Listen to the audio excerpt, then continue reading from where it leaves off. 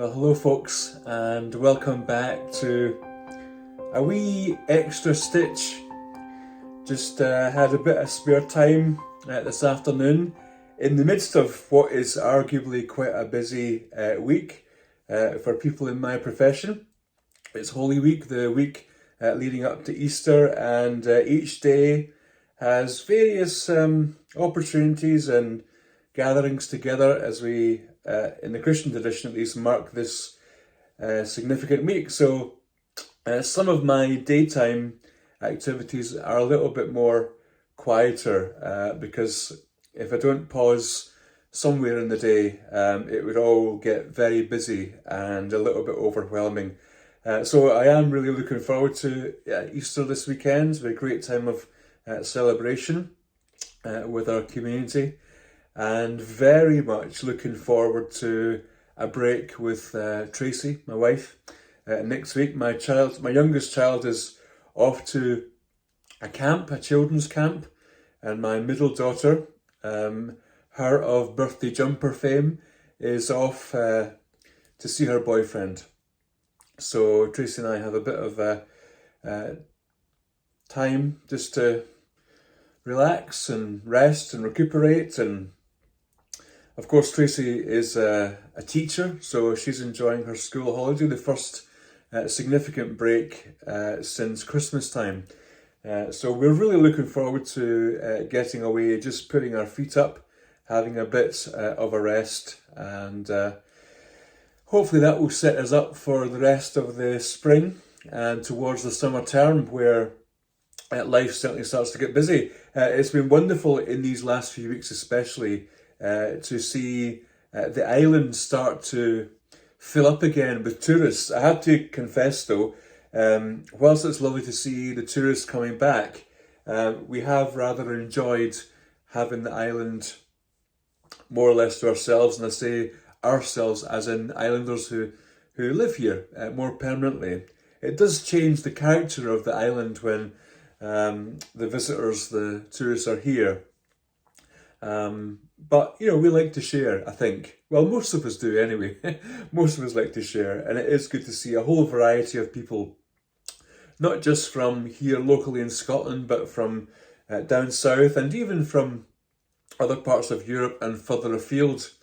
I know that on Sunday just gone, our church had a considerable number of visitors who were here on holiday, so that's always interesting, trying to squeeze people in. I think we even had them sitting in the aisles this week.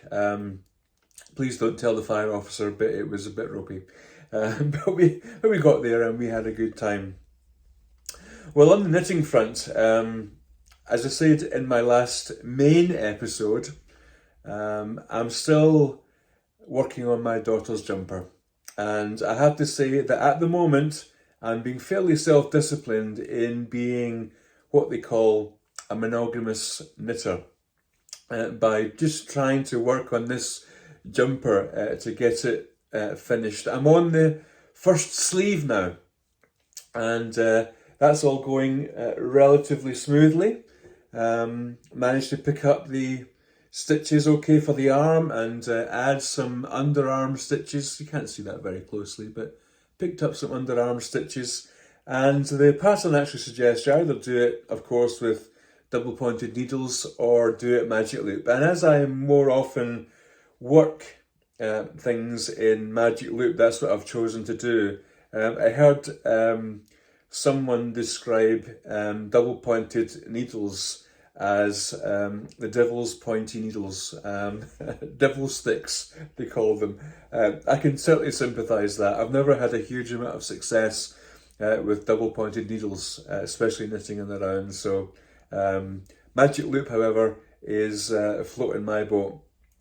So I've been enjoying just sort of getting back into the swing of knitting this. Spent a lot of time knitting on the body, of course, and then it seemed to be. Sorry, just marking my mechanical, technical method for keeping in touch with my stitches. A good old fountain pen on a piece of paper. So I worked the rest of the body, as you can see. We're pretty much done with the body. And then it came to what I described in my last podcast as rib forever. This 9 centimeters of ribs seem to take absolutely forever. And but I did have the opportunity for a little bit of learning towards the end, because the pattern calls for an Italian bind-off, and this is the first time I have tried such a thing. And whilst initially it was quite daunting, I have to say I was really pleased with the end product. It gives a really nice end to the ribbing. Sometimes when you do just a regular cast off, it can look a little bit sort of definitely homemade, and there's nothing wrong with that. But when you're trying to, create a lovely garment for someone who has got a little bit of a fashion sense, like my daughter, it's so lovely to have been able to do this Italian bind off, this tubular bind off, because it's really left the rib with a really beautiful finish. My daughter's not particularly tall; she's reasonably short, and this is it's just come up as a perfect size on her, and the long rib just sits quite snugly over her waist. So I'm really pleased with how it's looking out to be. The sleeves are fairly simple, nothing complicated here. It's just stockinette stitch all the way down to the cuff, where there's more rib in the cuff itself.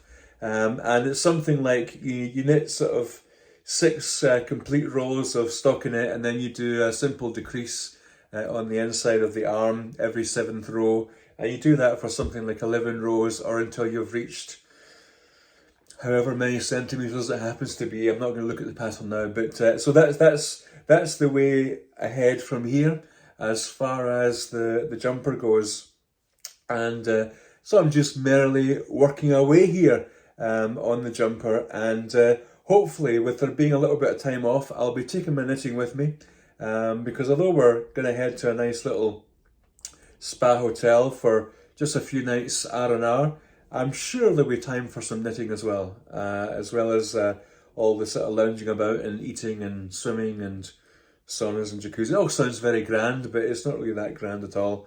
And I say the main reason we're going to go for a couple of nights is because my daughter, my youngest daughter, is going to be at camp. She's never really been away from mum and dad before. She's 10 now, and it just so happens she hasn't really had that opportunity very much to be away. So we just decided it'd be better, because we're taking her to the mainland anyway, best to just go over there and stay. But as I say, it's a really busy week. We had a busy weekend just gone. I ended up leading and preaching at 3 services, which is more than I normally do in a typical weekend. And I'm not really one that can go into these sorts of things half-hearted. If I'm going to speak to a group of people, I like to be able to put my whole heart and soul into it. So I came out of the weekend feeling pretty tired, but thankfully during the day, as I say, just some light administrative stuff, and then some things to attend in the evening. So that's really great. I just want to say again, a huge thank you to all of you who are turning up and watching my videos. One of the things I forgot to mention in my last main episode was that while I was at the Scottish Wool Producers Showcase, the amount of subscribers to the channel tipped over the 10,000 mark. What is that all about? What are you doing to me?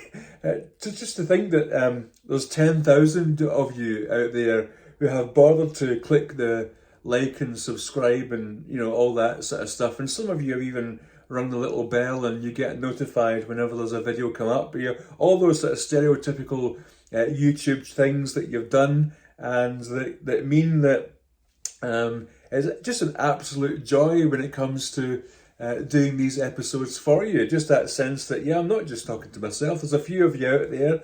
And what is really lovely is to read your comments. I do try my very best, first of all, to read all the comments. And secondly, what I do is I try at least to like and give a little heart to all the comments that come on YouTube. And then where it seems like there's something that I can add of significant value, I might make a wee comment or respond to questions as much as I can. I at least try and respond to the questions, and it's no real chore, but it is a wee bit time consuming. So if I don't answer your questions in deep depth, I hope you can find it in your heart to forgive me. But we get quite a lot of comments that come in, as well as that over on Instagram. I'm also active over there, and I guess Instagram's a little bit of the sort of backstory to the videos, to the podcast. I'm aware that there's a lot of you over on Instagram who are pretty much the same people who are watching the videos. And so that feels like a little bit of an extended conversation. And of course, I'm able to share a few updates on the projects and a little bit more of what life is doing as the week goes on. In fact, over there this week, I shared a very short video that I managed to take on my way up to work yesterday. On my way to work yesterday, I just happened to notice that there were a few people standing on the shoreline, and they had their cameras out, and one of them had a pair of binoculars, and I thought, oh aye, there's something going on here. And right enough, I was able to pause the car just a little bit on the road and noticed that they were watching a pod of about 8, I think I counted about 8 dolphins, which was really lovely. We do get dolphins in our waters around this time of the year, especially moving into the summer months, the milder months. We also have a lot of porpoise in our waters, and we have the occasional basking shark, and all that sort of thing, as well as the normal sort of, seals and, seabirds and all that sort of thing. We also have a fairly robust little population of mink on the island. Someone brought them to the island some years ago, and through some sort of misuse or mismanagement, these once captive animals were let into the wild, and of course they've bred and they've spread themselves throughout the island. So every now and again on the way to work, I have to stop because there's a couple of mink looking to cross the road.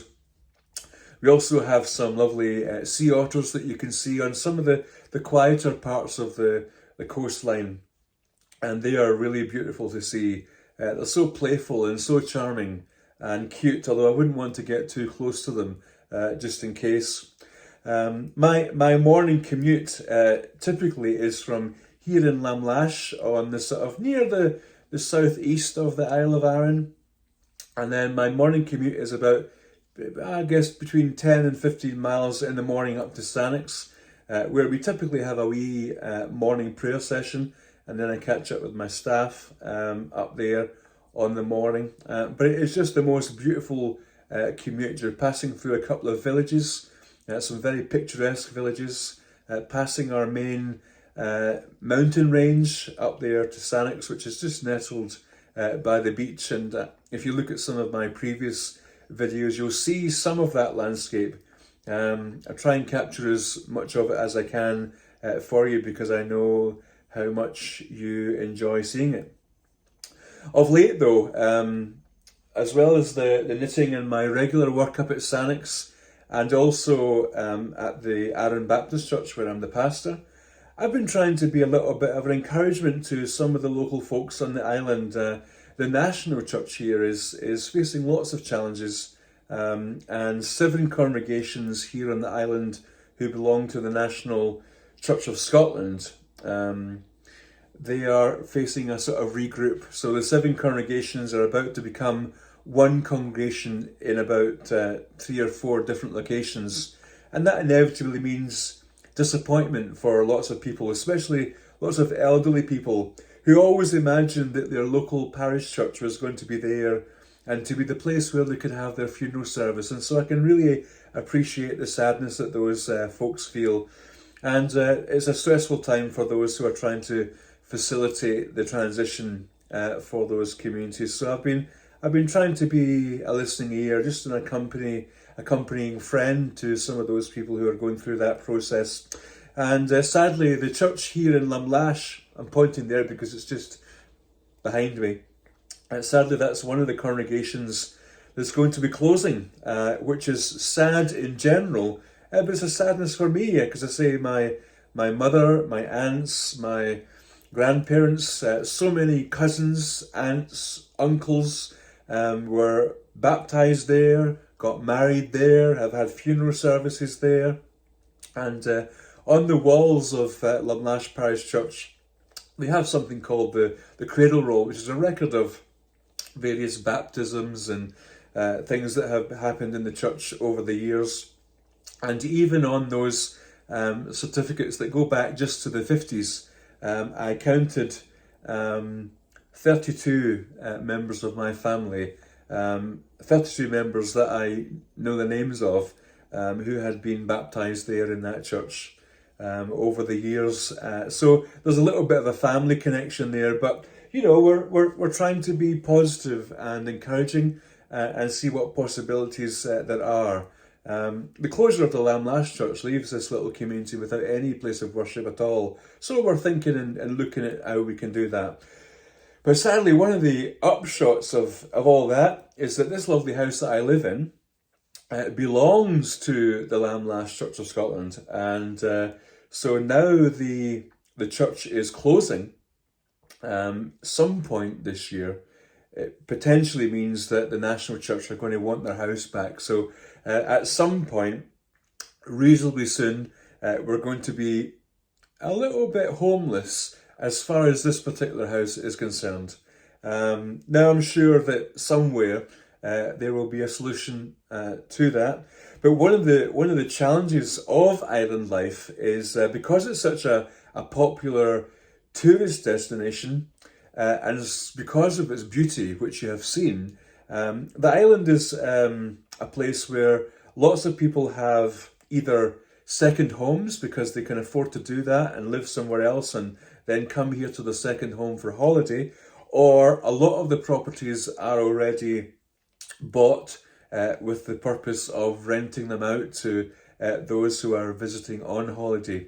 Now what that does is it makes it very challenging for normal bods like me to A, find somewhere, and B, somehow get onto the property ladder. And that's been a huge challenge for islanders. And actually there's many of my family who have found the stress and strain of trying to get somewhere to live on the island and have eventually moved to the mainland in order to find somewhere to live. To give you an idea, in case you're wondering, if you can do the translation in your head of British currency, but I would say your average 3-bedroomed house on the Isle of Arran is something like in the region of 350 to 400,000 pounds. So you'll have to add a few more numbers onto that for dollars, I think, however that works. And that, while it's close to the prices that people might expect to pay south of the border down in England, especially where we just moved up from, it's significantly higher than what you would expect to pay in this general location in Scotland, apart from the island. So if you go over to Ardrossan, which is our main port where our ferry goes, you could get a very reasonable 3-bedroom property in a decent location, in a decent condition, for around about 110, 120, up to 150,000 pounds. You could get a reasonable property there for that price. So as you see, the island prices are significantly inflated. So anyway, that's my, as I'm sitting knitting here, that's what I'm thinking away on. What the solutions will be for us to find alternative housing and to find other ways to be resident on the island while we carry on my work at both of the churches and Tracy's work as a teacher in one of the local schools. So if you can spare a thought for us or a prayer for us, that would be most beneficial. We're sure there's going to be a solution, but one of the things that we were prepared for when we came to the island being aware of the sort of precariousness of the situation, is that there's any amount of things could happen. Rule all over the place. Any amount of things could happen that would change the circumstances, and I guess there's a sense in which you always have to, sort of keep your hat on, because you never quite know how the circumstances are going to go. But we're really hoping that we continue on here in Arran. One of the actual real beauties and benefits of starting this little video podcast here on YouTube, and one of the huge surprises, as I mentioned before, has been the lovely subscribers. And of course that brings in from YouTube with their advertising a little bit of support, which really does help sustain our life here. And also, there are many of you who have gone over to coffee.com or whatever it's called, and you've either bought me a little one-off coffee, or some of you have signed up to the membership tiers, which is again spectacular and incredibly encouraging, but also very, very helpful, especially in these times of uncertainty, where we may need to find that little bit of extra finance to think about housing and moving and all that sort of jazz. So huge thanks to all of you who do that. And if there are any of you out there, sorry, just rubbing off that row, I finished it. If there are any of you who are out there who are in the place to support, that is very, very welcome. But even if you're not in a place to sign up and buy us a coffee once a month, things like liking the post, sharing, subscribing, turning on your notifications really help the channel and help us to get a little piece of the YouTube pie. Of course, they're making their billions, and I'm not, but it is helpful. And of course, there are the costs that come with making a little podcast. It's a cost that I would have gladly borne because I do enjoy it. But it does just help with those costs and a wee bit extra. So if you fancy becoming a coffee member, there's a membership tiers over there. There's the basic one, which is like £3 a month, and that's the Albanach lads and lasses. And then for those who pay for the two upper tiers, the Project Blokes and Bells, there's a £5 a month, and then there's the Albanach Saints, which is £10 a month. Those folks get advanced view of the main episodes of the podcast, and those that are part of the Albanach Saints bunch, they're also invited along to a knit session on Zoom, which hopefully will be coming up in a couple of weeks' time. Not this Sunday, Easter Sunday, not the next Sunday, or is it the next Sunday? Yeah, 16th, Sunday the 16th. There'll be an invitation coming out to those who are on that Albanach Saints level of membership to come along and have a little bit of a chat on Zoom, to meet and to craft and to share a little bit of what we're knitting, and just to enjoy some time together. Of course, I'm here not in Greenwich Mean Time now. We're on British summertime, as you can see from the sun shining in my face. It just means that the wind is a little bit warmer. A little bit warmer. We're on British summertime now. We've changed our clocks, and so you're trying to find a time which is suitable for people all around the world is a bit of a challenge. But what I've settled for is 8 o'clock British summertime, and I know that at least it means that for those that are in the US and for some that are in Europe, and certainly for folks that are here in the UK, there's a possibility that time might work as a time where people can come along and knit. So anyway, if you're interested in that, if you're interested in supporting the channel, if you're interested in supporting me, not only in my bloggy, vloggy, podcasty mode, but to support the channel, but also to support life in general as we seek to continue to work here on the island, that's a great help. Anyway, that's the spiel. Hope you didn't mind that, but it's just been absolutely fantastic to have your support. And as I say, the liking and the subscribing and the commenting all really helps. So, what are you knitting on? Some of you are able to share on the old Instagram what you're knitting on and what's coming up next for you. And of course, now you don't have me pestering you about Ganzi motif cals and all that sort of thing. I'm sure you've moved on to your next project, those of you who were taking part in the cal. I'm sure you're moving on. We had two lovely winners.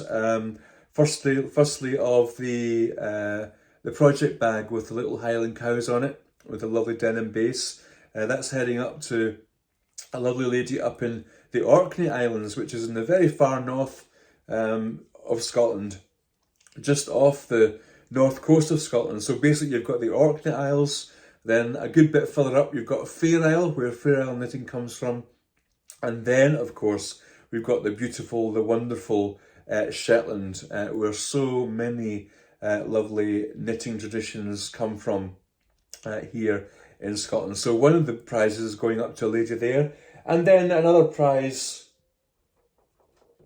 is heading over to the United States, and that was the lovely skein of wool from Eva at the Scottish Wool Producers Showcase. She donated a lovely skein of hand-dyed wool that was produced last year sometime as part of their project. So that's coming out to the States, so that's a huge congratulations to those two winners, but a huge thanks to everyone who took part in it. It was really good fun. I did a little bit of Ganzi motif making for myself, but as I'm trying to press on with this jumper, I really was trying to focus as much on the jumper as I possibly could. So my Ganzi hopes and plans and all that shenanigans is still sort of lying in the future. Now I am looking forward to days when this jumper project is finished, and I'm starting to turn my mind towards some of the things that I think I might want to knit. Now, of course, as I said a few episodes ago, I don't know where I said it, is that the lovely Meg at No Frills Knitting sent me a gift of some lovely wool as a congratulations for getting going with this little podcast, and she sent me some lovely Letlopi, which I've never knitted with, and she sent two lovely skeins, one sort of mustard skein and one a sort of it's over there. It's a sort of creamy, wheaty, off-white sort of natural looking yarn, and it's quite a chunky yarn. I don't know if you would call it chunky, but it's certainly thicker than worsted weight or Aran weight, so it's probably more chunky, and it's lovely and soft actually. Well, I found it to be lovely and soft. So I have found a little colour work cowl pattern that I am intending to use for that. But also, again, I've just got loads of stuff, loads of wool around. In fact, I went to see a friend on the island here a couple of weeks ago, and she had a big white sack sitting there, and I thought, oh dear. And well, not oh dear, because she had mentioned that she had some wool that she would like to give me. But then when I saw the sack, I did think, oh dear. And it was full of lovely Aran weight, natural fibre, in lovely colourways, and a few other bits and pieces. Again, just totally overwhelmed by people's kindness. But I've got that sitting somewhere. So that will sit in the stash for a wee while until I can figure out what I'm going to knit. But what I am definitely going to knit, especially over the summer, and I think this is probably what I tend to knit over the summer months, is that I create some very simple ribbed 2x2 rib beanies. And what I do with those is I knit them over the summer, and then when the autumn comes, I sort of release a little stock, usually on my Facebook, just among friends, to see, when the autumn's coming in, if there's anybody who wants to buy a wee hat. I don't keep the profits of those sales. What they do is they're all kept. All the finances are kept for that, and they go to support an organisation who work in the Far East, in Asia. And we have a couple of friends who are over in Mongolia, and they are doing some community projects there. seeking to support vulnerable communities and vulnerable people within those communities, helping them to find jobs and employment and to improve their skills and X number of other things that they're involved in. So we like to send a little gift over there. So far, I've only been able to do sort of that once a year, and as far as the proceeds of those little hats go, but that's a little help. It's a bonus for them, and so it sort of satisfies my love of knitting and not necessarily want to be sitting with a big woolen blanket on my lap while I'm knitting it during the summer. So hats are nice and simple. They're also portable, so if I'm on my holidays or out and about, it's easy to slip a little knitted beanie in progress into my bag or into the car or into my holiday packing, and to be able to do that with the view that come the autumn, they are going to be ready to be sold and the finances to go. But over the next couple of months, got a little bit of excitement because we've got the very first of our knitting retreat at Sannox Christian Centre. We've called it Sannox Stitches, and we've got some people booked in. I would like to have had more, but I recognise that we're remote and far away from everybody. But I am looking forward to that. We're hoping to have some folks from the island as well come and join us for Sannox Stitches. And we're hoping to repeat that weekend from the 8th to the 10th of September. And we know there's some folks booked in for that who watch the channel and others who are around. So really looking forward to repeating that come September. And then really excitedly for the main episodes of the vlog, I'm about to do an interview with a friend of mine who's a local spinner and weaver. She produces wonderful yarns and documents, products with her spun yarn, with the beautiful colours that she does, beautiful colourways, makes these lovely cowls and scarves and all sorts of things. And so Amanda's going to do a little interview for us and show us her process and tell you a little bit of her story. And then I'm hoping to do an interview with a young lass down in the south of the island who crochets the most beautiful little hats. She has a little sort of a home business there that she does down in the south of the island, and I'm hoping to meet up with her and do a little interview along with her, just to show you some of her work. And then hopefully, also coming up, we're still to agree if she's still deciding if she's going to do it, but we have a quilt maker on the island. Again, she's based down the south. All the creative people are all down the south. All the hard, rugged ones are up in the north. But we have a quilt maker on the island, and I'm hoping that she will be willing to show us some of her design process. Quilt making is one of these sort of local craft skills in Scotland that is actually a little bit endangered. There is a trend of retail consumerist kilts that are made very quickly and not to a very high quality in other parts of the world. But to get a good, proper, handmade kilt in Scotland, whilst it's still possible, is becoming more and more of an endangered species. So it would be really great to speak to that particular person about her kilt making skills. And I think she's just been on a course over in the mainland where she's been working with artisans to get those kilt making skills refined. And I know that she's really busy making kilts for folks. So I'm really looking forward to the possibility of bringing her on the podcast and telling you a little bit of her work. But also, whilst I was at the Scottish Wool Producers Showcase, there were a number of people that I met there that I didn't have time to talk to on the day, that I'm hoping that I can pick up with a little bit later on as we move forward, so that we can showcase a little bit more of their work, a little bit of their process, how they care for their animals, what it's like to be doing that kind of work here in Scotland at this particular time. And again, just for them to share some of their amazing passion for wool, for sheep, for the creative process. And I'm really looking forward to sharing that with you. As I said in the last main episode, here we are, 10,000 subscribers on this channel. And one of the things that's really emerging to me is that I can do my little bit in just highlighting and showcasing some of the folks who are doing tremendous work here in Scotland, producing excellent materials so that the rest of us can enjoy the crafts and the hobbies that we enjoy here at home. Anyway, folks, I really hope you enjoyed this another little extra stitch, this little sit and knit, and some of you enjoyed the last one, and I'm glad to be here just to chat away, to get a little bit of knitting done on the sweater, which hopefully by the next time I see you will be finished. Hopefully, surely it will be finished. We'll see what happens in that front. So just popping in to say hello. Hope you're enjoying whatever it is you're making, whether it's coming into spring in your hemisphere, or whether it's cooling down, you're coming into winter if you're down there in the southern hemisphere. I hope you're able to enjoy your days. So Martian Levendrasta, agus Bianach Jagu. Take care and God bless. Thank you for joining me.